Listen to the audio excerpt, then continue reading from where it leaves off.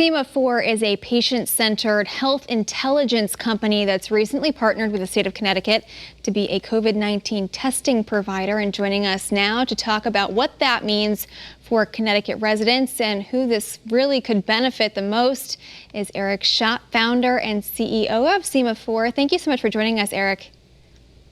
Thank you, Caitlin, for having me. So explain a little bit about some of the work that Sema4 is doing in the fight against COVID-19.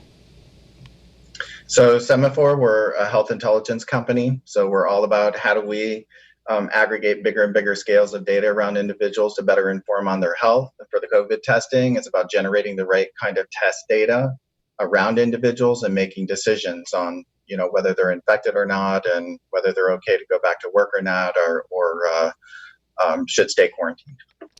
So, back to work is obviously a big thing for a lot of residents here in Connecticut. How are you making sure that we're doing that safely? Yeah, so it's a multi-pronged approach. Testing is one component of how we put that into play. So giving people both what's known as an RNA PCR-based test to detect whether you have active virus in you, but also the antibody testing, whether you may hold some immunity against the virus. So that's one of the plays, but we also have apps, one called Sema4 Works, that helps symptom tracking day to day. Again, helps more on the clinical intuition side of whether you're at high risk for being exposed, for having a severe response, and so on. And we try to wrap that all up in a package that gives people the most informed guidance.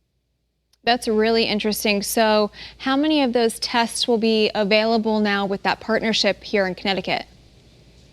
Yeah, so we're first of all super proud to be partnered with Connecticut to help meet the demand. Connecticut, in order to put its back to work program in play, needs the ability to test many hundreds of thousands of people, from first responders all the way down to people at health centers and educational institutions and first responders.